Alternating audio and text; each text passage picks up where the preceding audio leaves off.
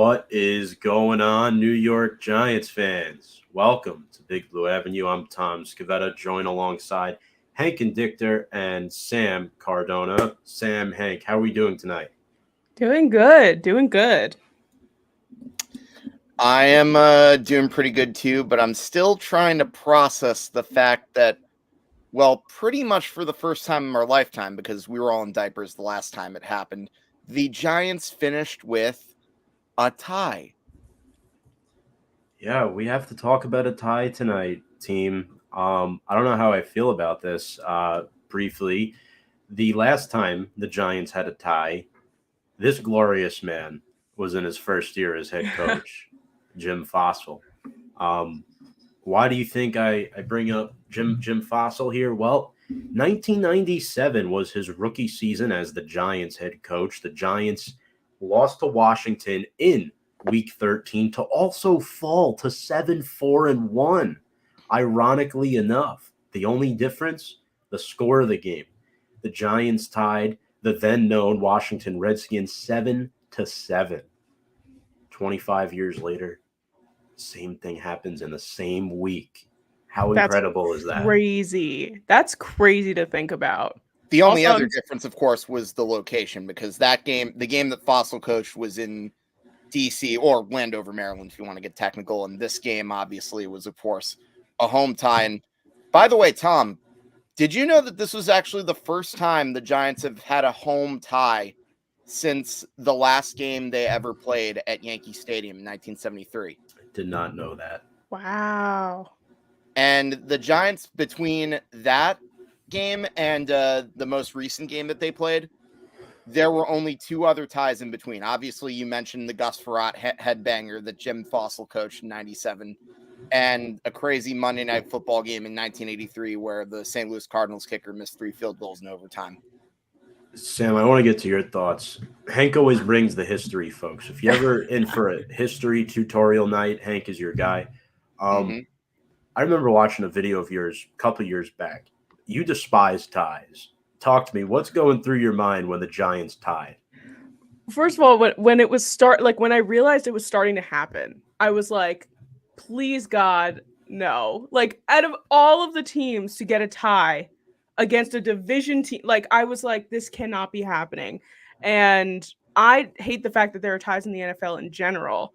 My entire thing is that we should have penalty field goals at the end, like, just like soccer. I think that would be so much more fun. But I think ties are stupid.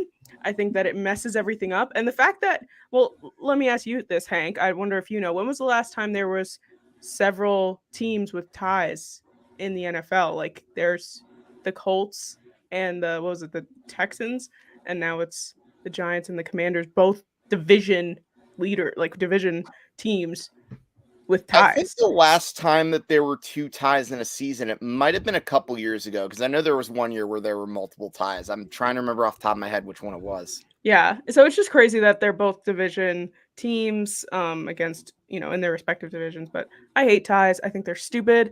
And when this was coming down to the wire, I was like, please just kick a field goal, get a safety, anything to get it off the 20. But unfortunately, actually, yeah, it was 2018. 2018. No, that's not that long ago. Yeah, the Steelers had that week 1 tie against the Browns, and I remember like a week afterwards, the Vikings and the Packers had a tie, and like both teams had a lot of missed field goals in that game. I remember. Folks, a quick reminder: if you like our content, if you like what we've talked about for the first 5 minutes, ties, which I'm not sure any of you like that, make sure to check us out below on our social media: Instagram, Twitter, and YouTube. And friendly neighborhood reminder: we got to do our shameless plug here. This episode is sponsored by BetUS. You can sign up with our promo code below there at Join125. Get a 125% sign-up bonus where you can bet on the go, anywhere, anytime, straight from your mobile device. That's BetUS, America's #1 favorite sportsbook, where the game begins. So if you like betting, it's the place to go. Back to us. Couple comments here. Garth says, I may be at the gym right now, but I'm still making an appearance on the greatest Giants podcast in the land. Get those gains, Garth. Much love from our fellow Floridian. Not fellow. Oh, my God. What am I saying? History repeats itself. That's right. Unfortunately, that saying is long and old. But Sam, I'll start with you here, and then I'll get to Hank. Key takeaways from Week 13. Washington won 6 out of their last 7. Giants had lost 3 out of their last 4. To come away with the tie against a good football team like that, it may not be great, but it's not the worst thing in the world either. Yeah, I think I feel like a tie is not what we wanted, but also a loss is worse. They really held their own against Washington, and I really, going into the season, no one really expected the Commanders to be this, much more powerful team. Obviously, we were expecting Carson Wentz and not Taylor Heineke, who apparently is just like an elite quarterback in our division, but that is what it is. But yeah, I think they really held their own. The defense really held it off on a lot of different drives, which I think was great. And we'll talk about our player of the week in just a little bit. But this could have been worse because we saw, I mean, they played the Eagles and they won in Philadelphia. And I think that for us, that shows a lot of hope that this Eagles team is not something that to be terrified with, because if we were almost going to win the game against the Commanders that they beat the Eagles, it's in our favor, I think. My biggest takeaway, and we'll get to Hank next, Tate Crowder and Rodarius Williams have not been happy with their playing time as of late, and they've publicly addressed that on social media. The Giants have favored rookie linebacker Micah McFadden and second-year corner Nick McLeod over Rodarius Williams. McLeod's been the Adoree Jackson replacement. And one thing I want to note, too, is that Evan Neal, the last 3 games, has only given up 3 pressures. He's only given up 1 pressure per game. No sacks. Start looking at the number 7 overall pick. So I've been very pleased with his performance, and I think that'll bode well for the rest of the 2022 season. Yeah. So as far as my takeaway goes, this has to do with our running back in Saquon Barkley. And there's really a few things. Number one, I think it's pretty obvious that he clearly isn't playing at 100% in terms of his health. But with that being said, is it also possible that teams are adjusting to the fact that they know that Saquon is the Giants' best weapon? Both can be true. Both can be true. Folks, make sure to leave a like on the show. It's not because we love likes, but it helps with the Facebook algorithms nowadays. It shares the show around more if you leave a like on the show. So we really do appreciate that. And in a few minutes, we'll be having up our Philadelphia Eagles guest, superfan, Sporty Jordy. She'll be joining the party shortly here on Big Blue Avenue. Great friend of Sam Cardona's and recurring guest, I should say. Yeah.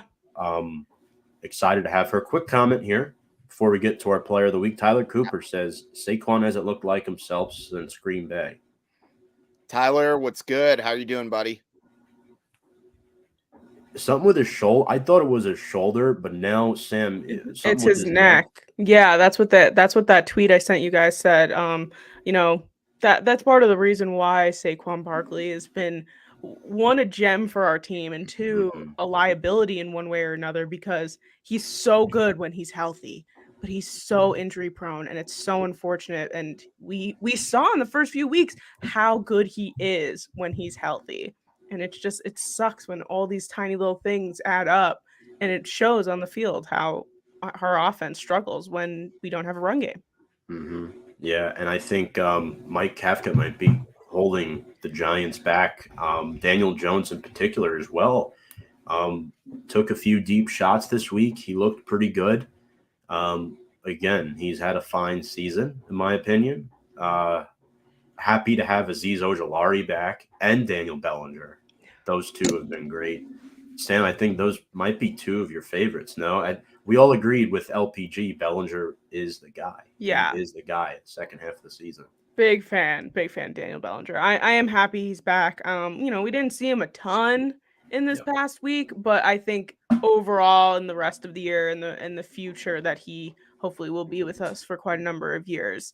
Daniel Bellinger is going to be that. We were talking about him being Jeremy Shockey a few weeks ago, so not exactly like Jeremy Shockey though. Oh, please no, with the personality at least. No, he's very like reserved. He seems like a really nice, guy who can also just do his job. So big Daniel I like Bellinger. You don't see him getting in food fights in training camp, so he's That's definitely what I'm not. saying. Not Don't see him exactly. throwing ice at kids in the stands. I'm more pro Shockey than you, Hank, but yeah, Bellinger. We've had this conversation already. Yep. Yes, we have. Moving on. So the NFC East now, the Eagles are 11-1, Cowboys 9-3, Giants 7-4-1, Washington 7-5-1. So that is where the division stands. We'll talk about that in a little bit with Jordan, but first, before we get there, our New York Giants player of the week is boom, Kayvon Thibodeaux. Sam, take us away. Why did we select Kayvon Thibodeaux? Second week in a row for Kayvon, and rightfully deserved. He has 5 tackles, which is a season high, 1 sack, 1 tackle for loss, 2 quarterback hits. And in the last 2 weeks, obviously he was the player of the week last week, 13 total pressures, 6 quarterback hits, 6 quarterback hurries, and a sack. And he's played 87% of our defensive snaps, which is very impressive. Quarterback pressures rank first overall in rookie pass rushers, which just goes to show why we picked him with one of our first round picks. It's the second week in a row, Hank. No, 2 weeks in a row we went Kayvon. Yes, but you know what? I think he was definitely worthy of being named player of the week for the second week in a row because once again, like as good of a game as well as Azeez Ojulari played in the limited reps he had on the field, besides him, once again, who was the one player that really stood out? And again, I told you guys this weeks ago. I said Kayvon Thibodeaux was going to be the guy who was going to slowly get better over the course of the second half of the season. And now you're seeing it. He got that big sack and gosh, you know how they say that baseball is a game of inches? Well, I would argue the same thing with football because one more yard, Giants would have won the game. And not to mention, he almost forced a fumble on that sack too. And the what might have been. Yeah. What might have been. There's a lot of things that might have been. The Feliciano taunting penalty, the Slayton drop, a lot of factors in this game. But moving on to the Philadelphia Eagles, we'll be bringing up Jordan in 2 minutes now. 11-1 at 7-4-1. Hank, we have a little bit of series history here. Giants split. A little bit? A little bit. Hold on. More than a little bit. Hey, I just want to say this. Joe Judge was 2-0 at home as the Giants head coach against the Eagles. I just wanted to throw that in there. You would happen to be correct. But go on. You can get into your history now. I want to hear it, Hank. Bring it on. Oh, yeah. So, obviously, you guys know that the Giants, the last 2 years, split with the Philadelphia Eagles. In fact, the Eagles won the last meeting 34-10 at the Link. But as you guys know, the Eagles are obviously my most hated NFL team. Now, why is that? Obviously is because of distance, but also because of the fact that there have been so many historically big games against them, between them and the Giants. And matter of fact, I like to think of this rivalry as more the Battle of North and South Jersey, if you get what I mean. Mm-hmm. But in any event, the real reason that I despise the Eagles, besides the fact that they are historically the Giants' biggest rival, 6-21. These are the numbers. This is the Giants' record against them since that nightclub incident that we don't talk about. That is rough. We're talking, and that obviously includes a certain playoff game that I still get PTSD from if you ever show me clips from. And that also includes a certain game I went to on December 19, 2010, that if you ever show me highlights of, I will also get PTSD from. But as I said, the Giants also won the last 2 home games against the Eagles. So maybe that gives me some hope. And as a matter of fact, if they win this Sunday, it would be the first time the Giants have won 3 consecutive home games, or at least 3 consecutive home games since 97 and 2000. And wow, unfortunately, that gives away the answer to a trivia question that I was going to ask. Which Giants coach in the Lombardi era had the best record against the Eagles? I know it. In Can the I answer? Lombardi. Go for it, Tom. Jim Fossil. Ding, ding, ding. I was gonna say I don't know if this is a trick question or not because we talked about him earlier. Yeah, Jim Fossil, 97 to 03, back when the Giants and the Eagles were at the top of that NFC East. Speaking of the Philadelphia Eagles, let's bring up our guest for the evening, Sporty Jordy. Jordan, how are you doing? Hello, thank you guys for having me on. I'm excited. Love the Minshew jersey in the background. we love the Minshew jersey. Yes, Gotta big rep. fans of the Minshew jersey. Rep the backup quarterback. I love it. Course. Long time no see, Jordan. I Hello. know. Sam, it's only been a couple hours. Jordan, why don't you introduce yourself to the viewers who may not know who you are watching for the first time, what you do, and where they can find you and your content? Definitely, yeah. So I don't know how much the Giants fans are going to want to follow me, but my social handles everywhere are at the Sporty Jordy, TikTok, Instagram, Twitter. Sam got me on Twitter, so we're doing that now. But yeah, no, me and Sam work together full time at Mojo, where we are creating a sports stock market, so you can invest in athletes as if they were stocks. Think Robinhood and DraftKings have a baby. If you are a New Jersey resident, you can actually start trading on Mojo now. Anywhere else in the US with an iPhone, you can download the app and look at player share prices, watch those move. And you can find our socials everywhere at Mojo, MOJO. So you can see what me and Sam are up to all of the time. It's pretty cool. Absolutely. That's awesome stuff. And we've seen a lot of your content as well, going to games, asking people on the spot questions. And speaking of, I guess, let me put you on the spot. Jalen Hurts, quarterback, year number 3. Remember 2 years ago, we're talking about this guy. You're still kind of on the Carson Wentz train. Now it's switched. I'd imagine. What has he done to elevate his play in year 3? So the one thing that we obviously knew that he was a good Russian quarterback. We knew he had that dual threat capability.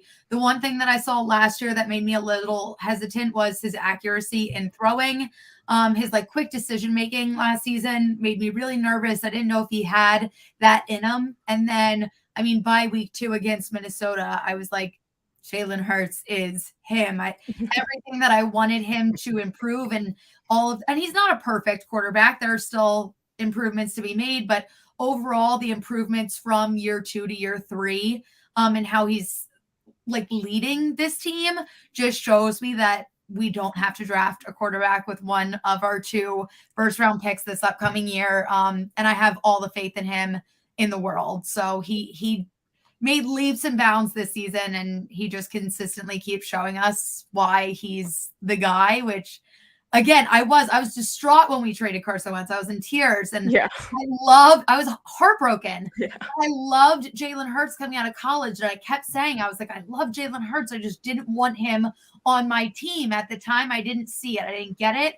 But the way he's been playing and the way Carson ended up playing makes me feel so much better about the situation. I've had to apologize to Howie profusely, not to Howie. If he could hear me, that'd be great. But, I've been giving him my apologies. I am grateful that everything worked out the way it did, and I'm very excited for the future with Jalen Hurts.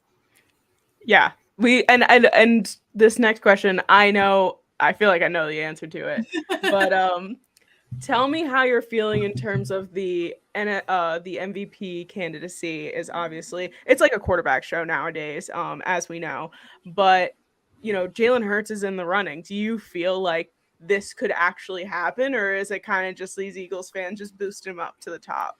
I understand, when you talk about Joe Burrow, Patrick Mahomes, Josh Allen, I Right. think these are all quarterbacks that deserve to be in the conversation. I don't think Jalen Hurts single-handedly has it wrapped up. You have a lot of other people playing great as well, but when we're talking about most valuable player, Yeah. I genuinely think it is Jalen Hurts, and Patrick Mahomes' numbers are better, but overall it's Jalen Hurts that is making our team as good as it is. And there's been a lot of situations where whether it's our defense played bad in a game or receivers couldn't catch a ball in a game, no matter what it was Jalen Hurts that has been the guy that has been consistent and has always kind of held the ground and gotten us to that next level. So I think that's the difference. Like I said, I don't think it's totally locked up, but I think there's a very, very real chance, especially if the last couple weeks of the season he keeps playing at this high level.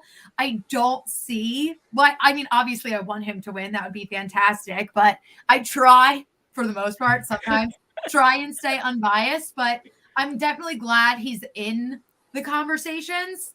Again, Patrick Mahomes' numbers are better. Like his numbers don't lie. But when I'm looking at like most valuable player as is, I think Jalen Hurts out of the quarterbacks that are in the top conversation, I do think he is the difference maker. So he has my vote. 380 yards last week against the Titans. Yeah. I mean, absolutely incredible. And he didn't even play the last 9 minutes of the game. Had 4 total touchdowns. I mean, that seems MVP worthy numbers to me. Thank you. I agree. Hank? Yeah, no, I definitely think he deserves consideration. I don't know if he's as high on my MVP list as you are, and that's not to sound like a biased Giants fan. I just think he's also got a lot of great weapons around him too. And that obviously goes into a good segue. What would you say that the addition of A.J. Brown has meant for this offense? And it's amazing. He somehow got his old GM fired. Yes. Oh, that was poetic. That was incredible. But no, I think having him, I mean, you guys all know the wide receiver struggles that the Eagles have been having for the last handful of years where they make me want to rip my hair out. And obviously DeVonta Smith last year was incredible. It's exciting. It's that young talent. It didn't make me feel better about Justin Jefferson, but slightly. Like I was like, okay, we're bouncing back from that. We're moving in the right direction. And now to have him as well as AJ Brown, I think the relationship that AJ Brown and Jalen Hurts have together, I think that's probably been one of the most important things. And also in regards to DeVonta Smith, no one seems to have this like star diva mentality because you have games where DeVonta Smith is clearly the guy. You have games where AJ Brown's the guy. I mean, last week was his third game this season with over 100 yards, which is great. But yeah, no, I just think the dynamic of them all working together is crazy. Like it's a very good vibe right now. It's like a brotherhood. And no one seems to be like trying to outshine each other. Everyone's like, it feels like a team effort, just trying to win. But yeah, I mean, he's been so fun to watch. So I've absolutely loved having him here. Yeah, he's an electric wide receiver. He's really energized this Eagles offense, has helped them get to that 28 points per game average, third ranked offense in the NFL, according to ESPN, and the second ranked defense. As good as their offense is, Jordan, their defense complements them greatly, I feel like. And with the slew of pass rushers, veteran guys in Brandon Graham, Fletcher Cox, and Josh Sweat, just to name a few. My question is, what has impressed you the most about this unit this season? I think that's a very good question. I think what's impressed me the most is the fact that like we've had injuries. And even the guys that come in for our injuries, like our depth has been so strong that you don't even necessarily, I mean, obviously there's been like Jordan Davis was when we were missing him, like there's been a lot lacking, but overall the guys that come and step up really, like we had Blankenship step up in moments where we needed him. And then we threw Nakobe Dean in, who I was so I mean, I think I was on stream with you guys when we got him and I was so excited. And I mean, you just have these guys. I think the depth and the mix of these young guys and the second string along with our veterans, it just goes back to like that brotherhood vibe where it's everyone stepping up and playing the best that they can to make this team better. And I think that's what's been so important this season. Definitely. And speaking of, players and players you may have taken from us or, what have you, we unfortunately had to get rid of James Bradberry in the off season, and you guys just went bloop, and you guys took away from and he's been, but I mean, like, you know, once a giant, always a giant. I mean, we love to see him thrive, but he's been complimenting your secondary very well. And you know, how are you feeling about him and how he's working with Darius Slay and how this has improved your defense in one way or another? You know, I mean, he's been fantastic. He is my mom's probably her favorite player this season. And I think it's more that she's like in love with him rather than him on the field.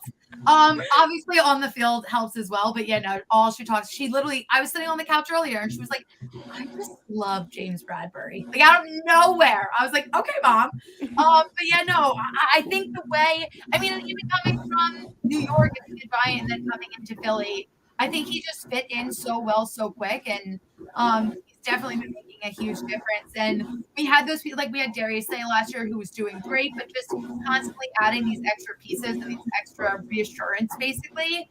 I think that's just what keeps making us better. And it seems like last year it was like, okay, we had this and this piece, how do we get better? James Bradbury's available, let's get him. It's just kind of like building and learning from our mistakes and noticing what's not 100% going right and improving off of that. So, but yeah, no, we love James Bradbury in Philly. Yeah, I think he's been great. 14 pass defended, 3 picks. And Hank, I feel like this comment kind of ties into your next question from Garth, doesn't it? Yeah, I would definitely say that it does. And I think the one setback that the Eagles had was definitely the loss of Chauncey Gardner-Johnson. With him out, who do you think steps up in his place defensively? That was a huge, I was devastated at that. I'm also a Gators fan, so that I love him, but it's going to be tough to fill his shoes, but I'm just going to keep going back to like my previous statements on our depth and how everyone keeps stepping up. I know Blankenship came in for him when he went down. So, and I mean, immediately caught a pick and kind of showed where he was like, okay, like obviously I'm not CGC, but, or CG, you know, a lot of letters. CG, CJ, J, G, J. CGJ? No, CJ, GJ. Yeah. Chauncey Gardner-Johnson. Where's the second J coming He from? goes by CJ. Yeah. Oh. CJ Gardner-Johnson. CJ G. Okay, that I thought that would just like roll off the tongue, and it absolutely did not. But yeah, no. So Blankenship, I think for the time being, will be good enough to hold us through. And I'm wishing him a very speedy recovery because I love him, and that was an awful injury. That was so heartbreaking. You could tell the second he went down that he was in severe pain, and I was like, crap. Yeah, it's definitely a huge loss, but I feel like you guys were okay before acquiring him. I think he was just a plus. He was just exactly. You know, it was one of those situations where Avonte Maddox is coming back soon. That's the thing. I feel like we're losing, and like not that like obviously I want our team to be healthy all of the time, but I feel like we've had this like if there's gonna be injuries, we've had this good mix of like, okay, this person went down, but now this week we're getting this person back, and it's kind of been that like push and pull kind of thing where it's kind of keeping us above water for right now. Luckily, it hasn't been anything too detrimental. But yeah, no, it's definitely been a lot because we lost CJ Gardner-Johnson and Jordan Davis was coming back, and now we're about to get Avonte Maddox back, and it has been a lot of just like back and forth of who's going to play this week. And alleviates that pressure off the secondary when you hold Derrick Henry to just, what was it, 30 yards on the ground, something like that. I can only think what they're going to do to Saquon this week. But before we get into that, can you tell me about one under-the-radar player from the Eagles on each side of the ball this year? Obviously, we saw you and our other Eagles fan, Fogg. We saw the knee-jerk reaction to the Cam Jurgens draft pick from him specifically, but I love that draft pick. I mean, I know he's not starting right now, but maybe somebody similar level as him, similar caliber type of player that flies under the radar. Well, I know offensively, and I'm excited for, I don't know if he's a super under the radar player, but I mean, we've been relying super heavily on the run game. And I know Giants, their defense has been allowing 141 yards per game this season. So sorry, guys. It makes me feel really good. And Boston Scott, I mean, Miles Sanders is having a record year. And of course he is because he needs a contract. So he's trying to get paid, but don't want to take away from him at all. But we also still have Boston Scott on our roster as well, who I love. And he has a tendency of showing up specifically against the Giants. So that makes me be, I don't know what it is. Every time we play New York, he is like on his A game. I don't know if you guys do a very good job at kind of shielding Miles Sanders, so it gives him the opportunity to go. But especially this week in particular, that is someone I am very excited to see. Defensive, especially now that we're talking about the injuries and everything, going back, Nakobe Dean, we really haven't seen him start at all this season. And I think there's a lot. I mean, every time I see him, I got to go to the first preseason game of the year where he got a lot of touches.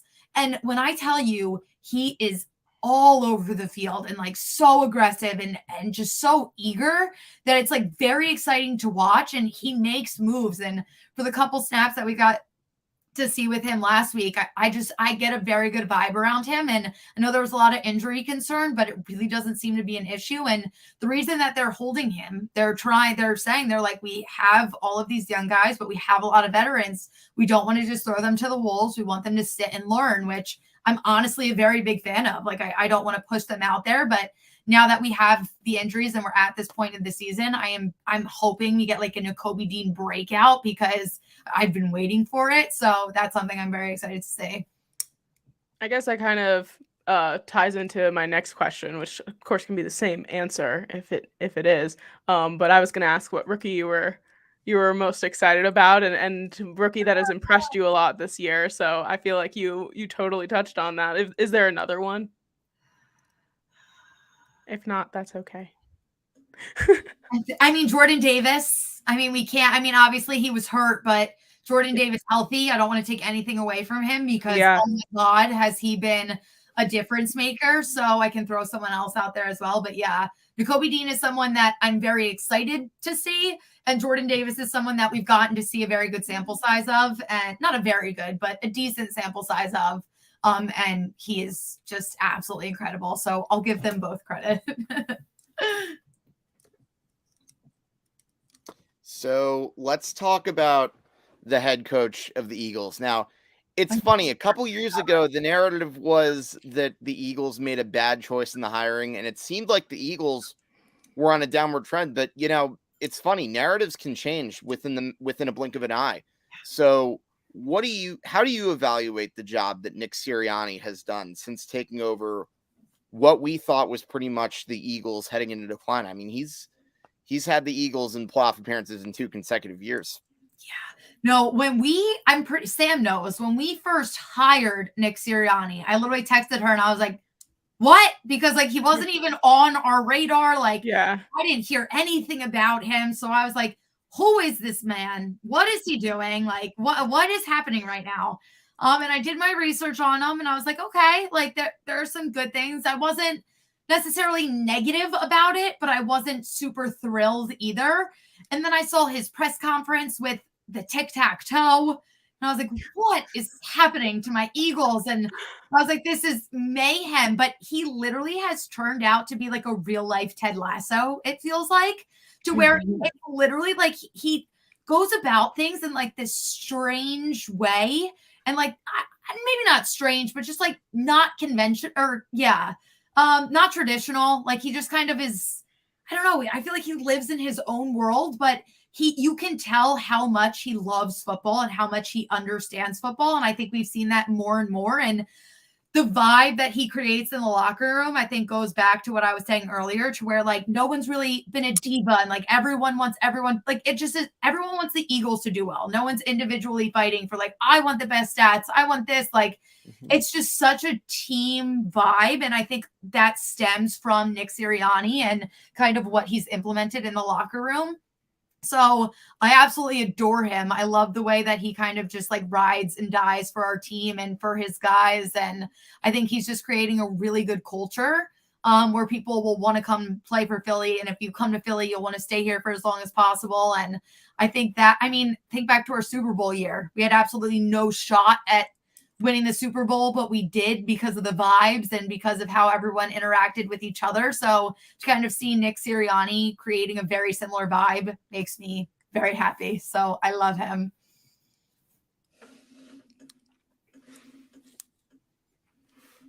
Tom, I think you're muted there. Sorry, my dishwasher was just playing my dishwasher. Anyway, all right, restart. Add this one to the funny reel. So with Nick Sirianni doing a great job these last 2 years, I mean, the assistants as well. I mean, the whole coaching staff has to be acknowledged for this start. Is it just a culture change from Doug Peterson to now? Like, what is it? Is it a combination of things? Is there one particular thing that has just clicked? Like, what do you think it is? I think that's a really good question. I don't know if it's one particular thing in general, but I feel like it was like having our veteran guys, like having Jason Kelsey and Brandon Graham and all of these, Lane Johnson and all of these guys that have been there for so long and kind of were part of that, really, because I feel no negative. Like, I want nothing but the best for Doug Peterson. I love him. I understand the decision that was made because it kind of just felt like a changing of the guards. Like, Carson Wentz wasn't working out. We got rid of Carson. And at that point, it's like, do we try and force someone to fit Doug Peterson's narrative, or do we just flip the page and start over? And at the time, I felt very uneasy about it. Like, I remember going into last season and I was like, I don't recognize my team. I was like, this feels very weird. Like, I wasn't connected to anyone at the time. I didn't know how Jalen Hurts was going to look. So I was like very on the fence, but I think bringing Jalen Hurts in, who has that leadership quality, and then bringing in Nick Sirianni, who just has like unbelievable faith in Jalen Hurts, and them creating that chemistry, as well as, Jonathan Gannon, who I was very on the fence about last year, has completely won me over. And I just think it's everyone kind of, it is like that team vibe, but I think it did start with kind of shifting away from Doug and Carson and then bringing in Nick and Jalen, who work very well together and have a really good chemistry. And then just building from that. Goes back to the AJ Brown conversation, because Jalen Hurts and Nick Sirianni have this great relationship. AJ Brown and Jalen Hurts had this great relationship. And now it's like our whole wide receiver core is doing great. Our O-line's doing great. And it just kind of expands from there. But I would say it probably stems from Jalen Hurts and Nick Sirianni being good leaders and good people and having good heads on their shoulders and wanting the best for the organization as a whole. Yeah, and I mean, like, I think we can all agree that the Eagles are, despite their schedule, which I think that is still shows how good they are, even with this quote unquote easy schedule that they have. But we were discussing this week at work. This game, if the Eagles win this game, they go to the playoffs, right? Mm-hmm. So realistically, if the Eagles go to the playoffs and make a playoff run and get into the Super Bowl, do you have the faith that they can win a Super Bowl this year? What? And like, I have been saying this consistently. The Eagles 100% can go to the Super Bowl. The Eagles, I think, can win the Super Bowl. Do I think it's a guarantee? Absolutely. There's a lot of good teams. The Vikings, obviously Vikings can't do well in the playoffs because it's primetime, Kirk Cousins. But no, there are good teams, and the AFC makes me nervous. This season, if the Eagles get to the Super Bowl and lose, I still would be so proud of them, because this is such a young team. When I was coming into the season, I was like, I'm pretty sure I said our record was going to be like 10-7, 11-6. Like, I thought it was going to be right in that range where we were going to be comfortably good, but not absolutely dominating in the way that we have been. So I had very high hopes, but they still exceeded expectations for me. So yeah, I feel very comfortable. And I put this in a TikTok the other day, and of course I got roasted because everyone hates the Eagles. But I was like, I feel very good about a Super Bowl run. Does that mean I'm like, yeah, the Eagles have it locked up and blah, blah, blah. No, but I think we can absolutely do it. I don't think it's unbiased of me to think that. Sorry, I have Huskies and they're literally howling right now. We're excited about the Eagles too. Isn't it kind of funny though? Because the last time the Eagles won a Super Bowl, didn't they have the dog masks? Yes, yeah, they heard it. This is you know what? I take it back. The Eagles are actually 100%. That is the underdog howl at this very moment. Oh God, I hope I didn't speak that into existence. You totally just did, Hank. Flip this off. But yeah, I was also going to say the 49ers honestly made me the most nervous. And now No, I'm kidding. who knows what Brock Purdy can do, but I don't know. I'm feeling very good. I think if there's a year to kind of run through the NFC and get there, this is a very good year to do it because there's a lot of big question marks. But so a very long-winded way of saying they absolutely can win, and I'd love for them to get another Super Bowl. Yeah, it's interesting. He brings up a good point about Jimmy G going down. That might have been the man standing in the way. Definitely. Yeah. You know, with Brock Purdy. But Tudo saying what's up. Massive salutes to Tom, Hank, and Sam from our entire rugby club from Italy. 1:45 a.m. He's back again. The legend himself. We love Tudo. We love Tudo. Big supporter of ours. But let's get into our keys to the game here quickly. And Jordan, we'll start with you here as the guest. What's one key that the Eagles must do to beat the Giants on Sunday? Because I know we haven't talked much about the Giants yet, but we're going to a little bit now. Obviously, they're a much improved team in their own right. It kind of feels like what your team was last season to a similar degree. No, I agree 100%. And going back to what I said earlier, I think the key for this game for the Eagles is to do what we've been doing and just run the ball. Obviously, I love to see I love to see AJ Brown and Devontae Smith do what they do. But I think a big factor here is going to be that run game. Jalen Hurts running, Miles Sanders, Boston Scott, all of these guys kind of just moving the chains. I think that's going to be our key to, not our key to beating the Giants, but a major, major part of it. Because I'm not going to roast the Giants on a Giants show, but just because I feel like that's been a big weakness for them. And I think that's something that we can definitely exploit, and we've been exploiting for other teams as well. So I think you got to take advantage where you can, and that's where I think they're going to do it. I mean, you could say it. It's been awful. It's been atrocious, the run defense. You know? I mean, yeah.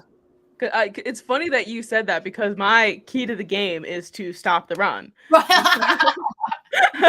And like every week I have said this since week one, almost every single week, it's stop the run because our run defense is so poor.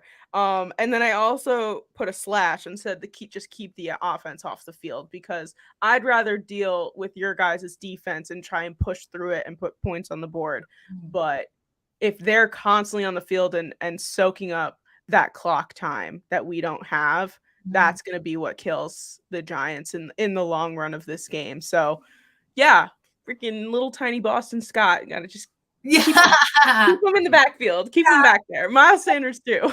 Literally. No, and I think that does, I mean, because we saw it with the Titans. The Titans game felt back and forth in the beginning, and then it got to the point where our offense was just dominating in the second half. And it was like every time we were on the field, we were scoring. And then we ended up winning by 25 or something awesome. But I think you're right. I think as long as our offense is on the field, it's tough. Yeah, very, very. Hank, what do you got for us? For keys to the game, do I have to bring it back? I think I do have to bring it back. First off, get off the field on third down, especially with regards to the Philadelphia Eagles. I mean, look, unless you're living under a rock, you know how lethal that offense is. And second of all, I mean, I don't know that you can I would definitely say limit the turnovers and the penalties. I mean, look at the Feliciano penalty. That was a big game changer in the Giants' loss. And second of all, turnovers. Eagles have been relatively good with taking care of the football. If the Giants can do their part, then at the very least, I'm not going to say that the Giants win the game, because I think that's going to be a lot to ask for given how good the Eagles are. But at the very least, a game could be made out of it. Mm-hmm. Oh, I've said that I think the Giants will cover. Like, I don't expect this. Yeah. I would love it to be a blowout, but divisional games, we're in the Meadowlands. Like, if the Giants cover, I wouldn't be shocked. I want the Eagles to win just to make me feel better about our division things, because, I mean, guys, we went from the NFC least to the NFC beast. We are Like, beast. We I literally wrote that down. everyone Jordan. is- I Did you wrote write that down? NFC beast down on Yes. my paper. Of course, because we share a brain cell. Of course. But yeah, no, and especially our one loss this season was to Commanders, which was divisional. So all these games are important, especially given, I mean, the rest of the season and playoff standings and seedings and all that fun stuff. But I genuinely think the Giants can at least cover. And to Hank's point, to piggyback off that, yeah, I mean, you have to get the Eagles off the field quickly. The Giants have to hold the ball over 30 minutes if they have any shot to win. That's the way you got to do. You have to minimize Jalen Hurts' opportunities. But I actually have two keys to the game for me. Pressuring Jalen Hurts is one. Now, we know Hurts does well on the pressure, but the Giants last week, they did a good job against Heineke. 5 sacks and 10 quarterback hits. I think what Wink Martindale did against Lamar Jackson, who's a very mobile quarterback, confused him late in the game. Those disguise blitzes where you don't know who's coming, they forced 2 Lamar Jackson turnovers in those final 2 possessions. If you can manage to do the same in what's a slightly stronger Eagles offensive line with Lane Johnson, Jordan Mailata, and Jason Kelce, you can find a way to get it done if they're able to apply some pressure. But secondly, and this is where I talk about Daniel Jones, use the play action early and often. Can they try to catch the Eagles defense off balance? Because get the play actions with Daniel Bellinger, Richie James, and Chris Myrick, because Darius Slayton will be blanketed by his former teammate. I can tell you that right now. And the Eagles have 5 players with 5 or more sacks, which is very, very scary. We're talking about Graham, Cox, Sweat, Hargrave, and Reddick. So it's going to be tough to run the football. So those are my 2 keys. Couple comments here. Suit me up on Sunday against the White Loads. Oh, we'll talk about that later, Tudo. That's I'll save that for after the show. Quez. I love Quez Watkins. Yeah, Ben Cruz. Quez Watkins. He's really liked his performance this year. Another big play threat, Jordan. He's a really good player. Yeah. And he does a very good job of, like, when we need him, he just, like, steps up. So, I don't know. That's, like, the motto of the Eagles this year. It's, like, all these, like, second, third string, not third string, but, like, these, like, depth guys just kind of step up and make the big plays when we need them to. And, I mean, it helps. I love it. He's great, especially they need him more now with Dallas Goedert out and having Jack Stoll as a tight end. So definitely. Tudo, Tom, also please make an official announcement on your live show again. We all Italian diehard Giants pro rugby players will be at the link on January 8th. Over 200 rugby players. We've already got our tickets. Oh my God, Jordan! Now we have to go. We have to go. We will see you there. Yeah. It's a bunch of paisans invading Philly. Love that. Do I even entertain the idea of getting a ticket myself? I mean, I've already seen my Rangers win in Wells Fargo Center, so maybe I'll get a Giant win. Not hard to do. No, like I said, I've seen the Rangers play at Wells Fargo Center, and I very well could do that again for all we know. So He says I couldn't see the Giants down there. Sam, I'll let you take this question. Okay, Tutu asked if I have my own Giants channel. I don't have a specific Giants channel, but I do have a YouTube channel. It's called The Girl Who Talks Sports. You can follow me there. I'm not as active right now because I've been focusing a lot on work recently, but I do have content on there if you're willing to check it out. So check it out there. Absolutely. Sam does a lot of great work. That's how I pretty much found Sam. Well, after Gabe introduced me, of course, but I'm not spending my life savings on this game. I'll tell you that much. Players to watch. Before we predict this game, Let's get into the players to watch. Jordan, I'll start with you. One from the Eagles and one from the Giants. Let's do. Eagles, I kind of already gave mine away with Boston Scott. Mhm. He's always my player to watch against the Giants. I can switch it up. I can do Miles Sanders just because, I mean, there is a lot of contract talks for him.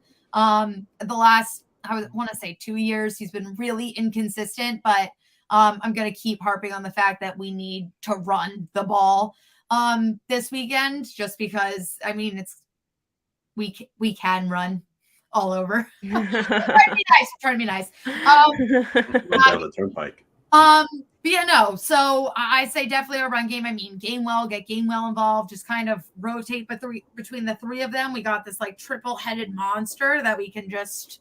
I mean, all of them are like one Saquon Barkley. So like, just you disperse Saquon Barkley, it's like you get all three of our running backs. Literally. But no, so I'm excited to see that on the Giants. I mean, Daniel Bellinger coming back is going to be huge. Sam, I know you're a big fan of him. Kayvon, I mean, he's been freaking incredible. So we're gonna see. Honestly, Daniel Jones too. I mean, I saw Gannon talking about like he was like, oh yeah, well Daniel Jones can scramble. I'm like, are you scared of Daniel Jones? So nervous to see what our defense does against Daniel Jones. So we'll see what can happen. The infamous trip he had, that 80-yard run. I'll never forget. We've had some interesting moments in Eagles games. The Ingram drop, Yeah. that Jones run. Oh yeah, Hank, I heard you mention December 19th. Do you wanna bring that back up? No. Were you at that game? Yes, I was. That was actually my first ever Giant game because like my parents. Oh God. No, my parents aren't really diehard football fans, so I never really had the opportunity to go to Old Giant Stadium when I was younger. But until that day when my friend invited me, I ended up going to that one, and I was really excited because we got the tickets like months in advance, and I thought, oh, this might be a chance for the Giants to clinch the NFC East, which would have happened if they had held on to that friggin' 21-point lead. And if they didn't, and if they had actually recovered that onside kick and not taken a nap, and if they had recovered that onside kick, we aren't even having the conversation about. Or if you'll let Brent Selleck score a 50-yard touchdown, or if Matt Dodge puts a little more hang time on his punt. That is December 19th. My mom, who is a diehard Eagles fan, December 19th is her birthday, and she still says that was one of the greatest days of her entire life. Birthday, amazing. Birthday present, right? It was a birthday present. Thank you, Jordy, for triggering me. Just trying to lighten or get everything riled up for this weekend. Oh man, now I might. I'm sorry, I just remember too much Giants better than what I had for breakfast. Even bad losses, I still remember better than what I had for breakfast. You know, I was gonna compliment the Daniel Bellinger pick, but Sam, we'll get to you here. All right, my player to watch. I have a little bit of. I pulled out my inner Hank. I pulled out some stats and everything here. So my player to watch this week is AJ Brown because I'm afraid that we might focus too hard on the run game, and then all of a sudden here we are with like last week with AJ Brown in the end zone doing amazing things. And I decided to do some digging because Wink Martindale came out and compared him to T.O. while he was on the Eagles. And I was like, that's a very interesting comparison because T.O. is a freaking Hall of Famer. So it's like a big deal. So right now in 12 games, AJ Brown has 61 passes, 950 yards, and 9 touchdowns. In 14 games, T.O. on the Eagles had 77 passes, 1,200 yards, and 14 touchdowns. So I think that in the next 2 weeks, if AJ Brown can get his numbers up, he's going to be like literally neck and neck with T.O. on Philadelphia. So AJ Brown is a monster. I love this so much. The day that he got traded on draft night number 1 was a chaotic day in my life being in South Jersey. At the time, it was like incredible. So that is my player to watch for the Eagles. On the other side of the ball, I'm going to go basically the other side of AJ Brown, which would probably be Julian Love in our secondary. He's going to have his work cut out for him, but Julian Love has stepped up a lot for our defense. He leads Giants with 96 tackles, a sack. 4 passes defended, 2 interceptions, 1 forced fumble, and 1 fumble recovery. So while it's not going to be the easiest walk in the park, I think that Julian Love is someone to watch out for, especially if he does a good job here. It'll show how well he's improved throughout this entire season and what he's been doing for our defense. Henry? So the player that I would say to watch out for, I kind of have to go with the combo of Darius Slay and James Bradbury. Those guys have been absolutely locked down, and they're definitely players I'm considering stealing next time when we get to that segment, but I'll get more into that later. But Bradbury in particular, I would say you watch out for. Why? Because, it's simple. Ask any athlete. Not all of them will say it out loud to the media, but more often than not, when they play their first game against their previous opponent, they always, and I mean always, are out for revenge, especially if said opponent is a rival. And thank you, Dave Gettleman, for allowing this to be possible. Good old Dave Gettleman. Tom says, we ain't afraid of boys. Giants got this. Okay. Love that confidence, Tudo. So quickly here, because I know we're running short on time, I'm going to go for the Philadelphia Eagles, my player to watch. I'm shocked it hasn't been mentioned yet. Hassan Reddick leads the team with 9 sacks, 3 forced fumbles, 4 quarterback hits, and a sack on Tannehill last week. And remember what he did to the Giants 2 years ago? He had 5 sacks in that game. I think that was the Colt McCoy game, the Cardinals game. So, no, that wasn't the Colt McCoy game. That was the game Jones came back and got hurt again. So, I'm going to go with Hassan Reddick. I also like Javon Hargrave a lot, but if I had to pick one, Javon Hargrave is 8 sacks from the interior. That's absolute insanity. But I'm going to go with Hassan Reddick. And for the Giants, it's Azeez Ojulari. He's played 3 games this year, has 2 sacks and 2 forced fumbles. I like him a lot. Jordan, you kind of took mine with Daniel Bellinger. I think offensively, he's the one weapon that the Giants can maneuver through that Philadelphia defense. But I like Azeez. He's one of my favorite players on the team. And now, quickly, before we pick this game, I know, Jordan, we have to let you go shortly.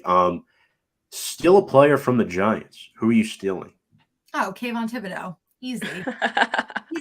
He's going to be a legend for so long. And you guys have been drafting very well. So I'll give credit where credit is due. But God, I don't want to love any of the Giants players, but he is just good. And I feel like if we had him in Philly, I just feel like he would fit so well. But no, you guys quit taking our secondary.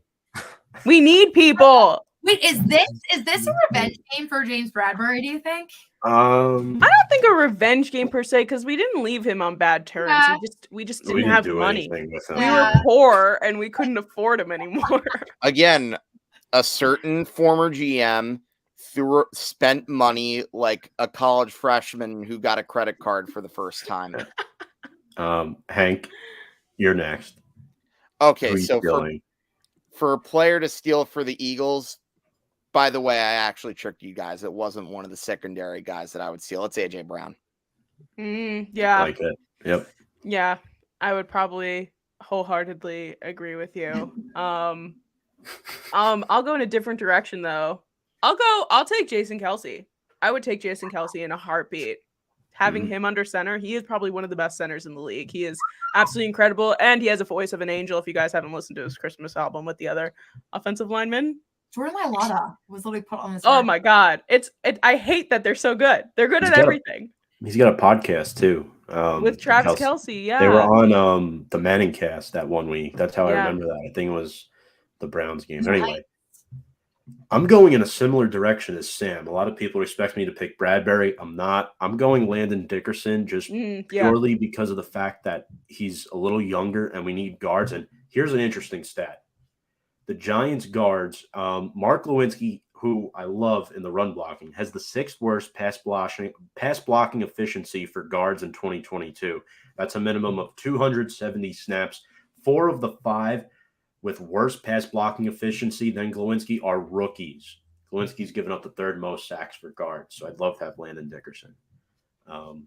Yeah, no, I like when we initially picked him, I wasn't super thrilled, but looking back on it now, it was such a smart move, and especially to pick him when we did and have him learn from Kelsey and kind of be able to just like, I don't know, it just feels like we're looking at our veteran guys and then we're getting like duplicates of them to like train and then just like refill, which I think is very smart because we've seen what they've done for us. Well, Dickerson was hurt, right, when you guys drafted him. Yeah. So that's the only thing. Yes. And Sante Samuel Jr. was on the board. And I was like, oh yeah. But He's no, still thriving though. I would have loved to have Asante Samuel Jr., but I think Landon Dickerson was a smart pick at the time. Very good pick. My dad's talking to these rugby guys saying, Tudo, Thomas's grandmother's from Potenza, Italy. Great grandmother. Yes, that is true. Hank, I'm not just a Mick. Okay. So a couple weeks ago, Hank didn't know what a Mick was because you're referring to Bob Shepard, and we had a little debate on that. But yes, that was a fun group chat day. I was actually referring to a certain legendary outfielder who wore the Mickey number Mantle. 7. Yes, I know, but little fun fact there. But all right, let's get to our game predictions. All right, Jordan, what do you got for us? Like I said, I will have the Giants cover. But Eagles are winning. I mean, Eagles are winning. Do I give like a score? Like, are we if you want, yeah. You can give a score. What, I'm pretty sure Giants are 7-point favorites. Correct. Or no, I mean freaking 7-point underdogs. Yeah, 7-point line. All right, let me do some quick math. Let's say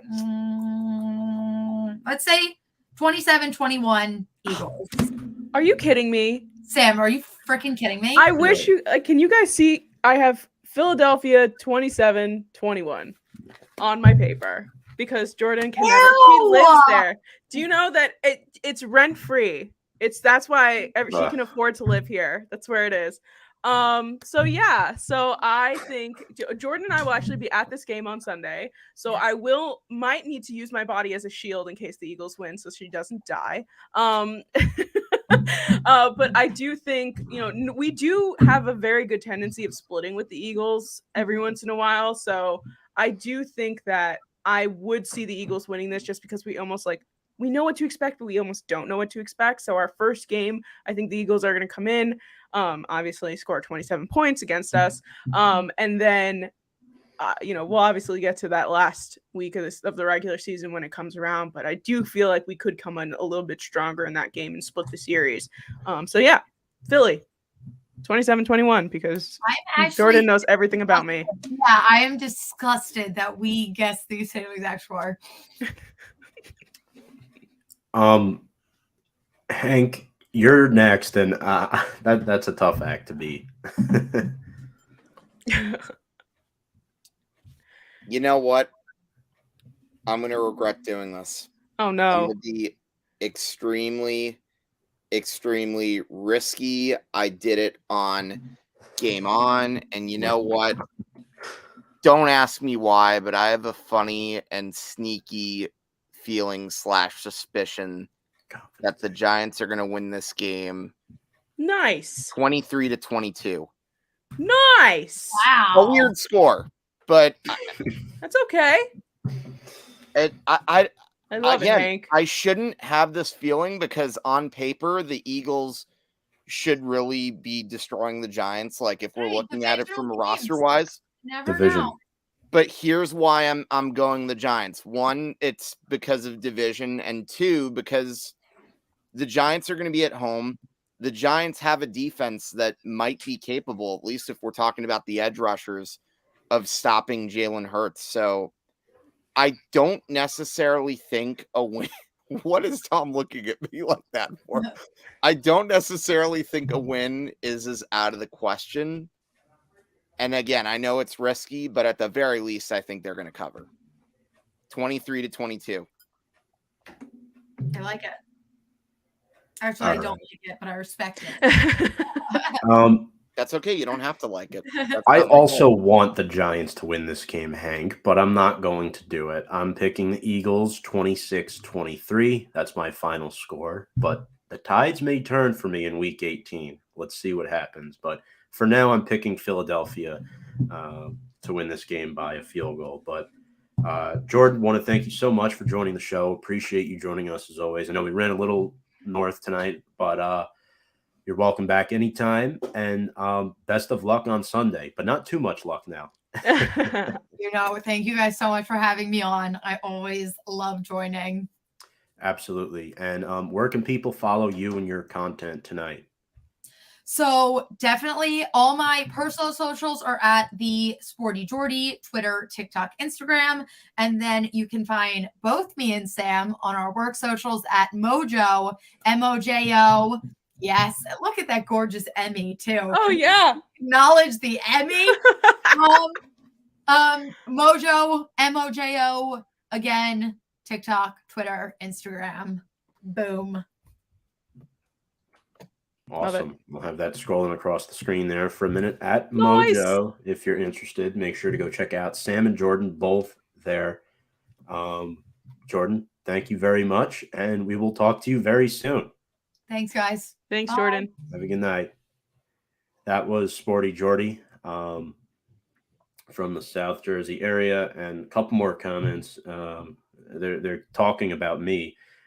Didn't know. I knew he was a paisano, but not in detail. I was born in Sicily. Yeah, my dad is half Italian, for those of you who didn't know. That's what that conversation is about. Really? Scavetta? Wouldn't know. Just a little bit. All right. Thank you very much for those comments, Tudo. But yeah, let's see. Anything else? Barkley on the injured list. The Eagles are pretty clean. I'm really excited for this game. Hank, I wouldn't be shocked if the Giants win. I really wouldn't. No, I wouldn't be either. In fact, I think we're going to beat them in week 18. I think we're overdue to win in Philly. I think this is the year that we do, because in week 18, the Eagles might be resting some of their starters. And I'd like to see Tudo see a Giants win in Philly. So I'm not having a sweep in the Eagles. I have a splitting. So damn it, that ruins the week 18 show. Yeah. But yeah, no, that's why I said it earlier. I always feel like we could split with the Eagles, and we saw the like I said earlier, the Commanders beat the Eagles in prime time in Philadelphia. It's not an impossible feat. It's very, very possible for us to do that. I think we're going to give them a fight. I think we're going to get off shot some people, and we were going to slip a little bit at the end. The Eagles are going to prove why they're the better team. Tudo says Tom, Giants defense will win the game on Sunday. I hope so, my guy. I hope so. Hank, any final thoughts? Again, I'm just going to remind all of us and myself, we are playing meaningful games in December. Something I don't know that I would have considered before the season. And my win total is so far exactly on the nose. But you know what? I want the Giants to exceed my win total. Can it happen? Who knows? Maybe my prediction will age like milk, but we'll see. Well, we'll talk about it more next week when we're playing the Commanders again. But the Commanders game is going to be the most important game of our season. Yes.